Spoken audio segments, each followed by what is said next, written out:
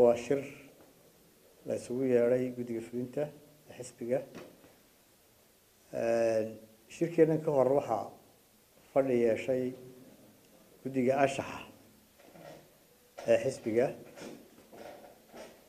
oo eegayay dhawaaqii ka soo yeelay shalayto xubno ka mid ahaa xisbiga iyo kuwa aan ka mid ahaynba oo ay ku sheegeen inay awoodii xisbiga la wareegeen isna magacaabeen gudoomiye hogaamiye ku-xigeen koowaad iyo xilal kaleba arrintaa markay dhageysteen hubiyeenna qalabka warbaahinta kala duwan waxay ka yidhaahdeen arrintaas oo dee ugub ku ah arrimaha xisbiyada Somaliland oo hadday sidaa u hawl yar tahay in 4 xubnood oo aanay qaar weliba xisbiga ka mid ahayn intay meel ku shiraan ay la gudoomiyihii iyo hogaamiyihii iyo xubnihii wareerin de waxa suurto geli doonta in 4 meel ku shiraan ilaa madaxweynaha ku xigeenkii waa meerin haddii albaabkaasi furmo ka kale uu furmi doona waxba aad ugu dheeraan maayo waxaan ku wareejin doonaa hadalka intiisa hore guddiga anshaxa xisbiga oo magacooda iyo warbixintooda ku dhiibi doono xubin hoggaan ka tirsan mudane cali cantar dhammaan mudanayaal iyo marwooyinba waan salaamayaa assalaamu calaykum waraxmatullaahi wabarakaatu salaan kadib waxa weeye waa maqlayseen shalayto media in badan baa ku maqlayseen meel walba waa la geliyay dhacdo shalayto dhacday gudoomiyuhu imika idin sheegay taasaan aanu ka fariisanay haddaanu nahay guddida anshaxa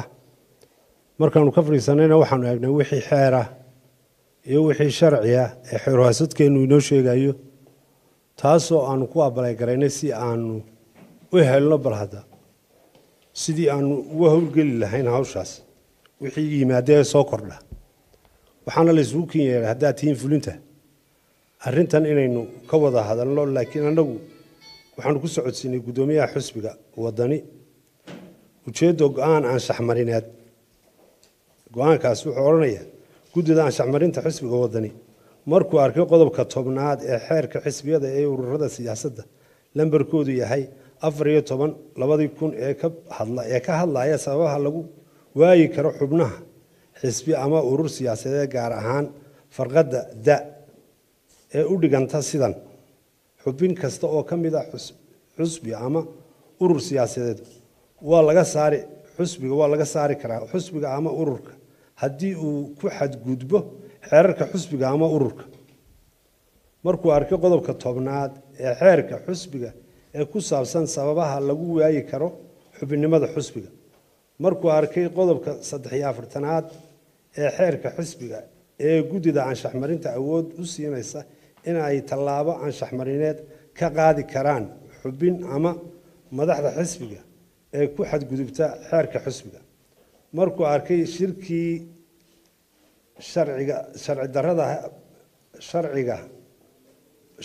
sharciga baalmarsana ee xubnaha magacyadoodu hoos ku qoran yihiin ku qabteen magaalada Hargeysa 22 bishii Afraad 2018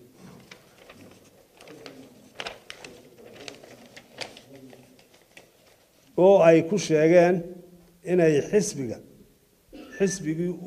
u baabiyeen dhammaan ay xisbiga dhammaantii way baabiyeen hogaamintii xisbiga iyagoo isku sheegaya markay u cadaatay in xubnahan hoos ku qoran in ku dhawaaqeen wax ay ugu yeedheen garab xisbi wadani oo xeerka xisbiga iyo xeerka xisbiyada ama ururada siyaasadeed baalmarsan markuu dhageystay hadalladii iyo warbixinihii mariyeen mareegaha ama maxaa ahayday mareegaha iyo meelaha websiteska ay u mariyeen wadani markuu u caddaatay inay si cad ugu xadgudbeen xeerka xisbiyada iyo ururada siyaasadeed ee lambarkoodu yahay 14/2000 iyo xeerka xisbiga wadani waxay soo jeediyeen in mudane cismaan ibraahim warsame daahir laga qaado xubinimada golaha dhexe xubinimada ka mid ahaanshaha xisbiga wadani. Number 2 Abubakar Sheekh Xuseen Meecaad Shiina Dheere waa garanaysaan laga qaado isna xubinimada hoggaanka fulinta golaha dhexe iyo xubinimada ka mid ahaanshaha xisbiga wadani. Number 3 mudane Faarax Cilmi Geedoole laga qaado xubinimada guddida fulinta golaha dhexe iyo xubinimada ka mid ahaanshaha xisbiga wadani. Number 4 Master Xamsi Xasan Cabdiraxmaan laga qaado xilka xogeeye ku-xigeenka amniga xubinimada golaha dhexe iyo xubinimada ka mid ahaanshaha xisbiga wadani. guddida anshax marinta Cali Axmed Cabdi Aadan Suldaan Cabdiraxmaan Xasan Xuseen Maxamed Codiyare iyo Axmed Xuseen Fagfagaash. Wassalaamu calaykum. anigoo tixraacaya ama cuskanaya ama kadib markii aan helay soo jeedinta guddiga anshax marinta ay ku soo jeediyeen in la anshax mariyo xubnaha magacyadoodu hoos ku qoran yihiin oo ku dhawaaqay garab aan sharci ahayn markaan ku qancay asbaabaha ay guddiga anshax marintu u cuskatay soo jeedintooda anshax marineed markaan arkay qodobka 10aad ee xeerka xisbiyada iyo ururada siyaasadda xeer number 14 oo ka hadlaya sababaha lagu waayi karo xubinimada xisbi ama urur markaan arkay qodobka 10aad ee xeerka xisbiga oo ka hadlaya asbaabaha lagu waayi karo xubinimada xisbiga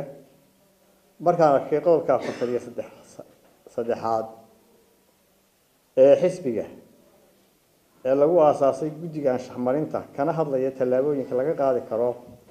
xubnaha ku xadgudba xeerka iyo barnaamijka siyaasadeed ee xisbiga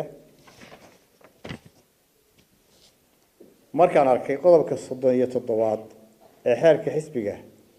ee guddoomiyaha u siinaya awoodda soo jeedinta xilka qaadista madaxda xisbiga ee ku xadgudba xeerka iyo barnaamijka siyaasadeed ee xisbiga markaan si buuxda ugu qancay xubnaha anshax marintoodu la soo jeediyey inay si cad ugu xadgudbeen xeerka xisbiga iyo ka ururadaba iyo barnaamijka siyaasadeed ee xisbiga iyagoo si sharci darro ah isugu magacaabay inay yihiin gudoomiye ku-xigeen koowaad iyo hogaamiyaha xisbiga waxaan u soo jeedinayaa xubnaha guddiga fulinta iyagoo gudanaya waajibaadkooda sharci kuwa oo waafaqsan qodobka 37aad ee xeerka xisbiga inay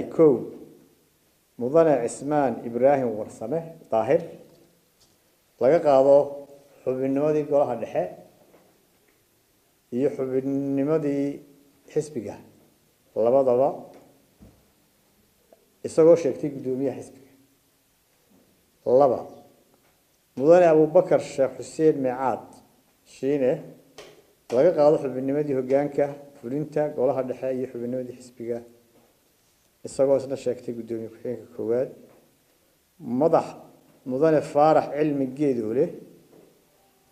laga qaado xubinnimadii fulinta golaha dhexe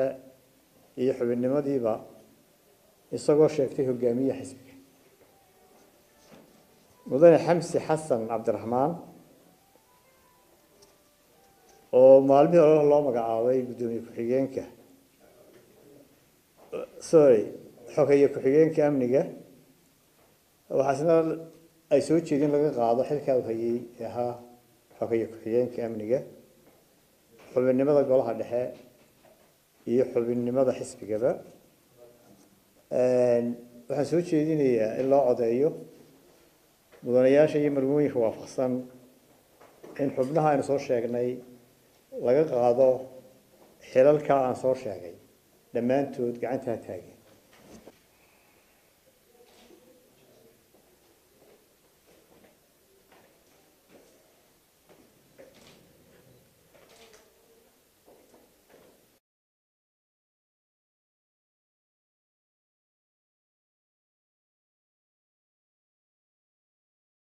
هلا دجيو مدنياشي مرويك ديدن قوان كاس قعنتها تاغي مدنياشي عموصي قعنتها تاغي شان يصدن حبنود باتشوغا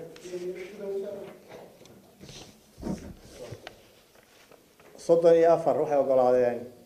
إن دمان حلالك هي الحبناس لقى قاضو عدي دي مجرتو عدا مستوى مجرتو دومين معوضين ساسو كوان صحي قوان كاسي هذه يا دوما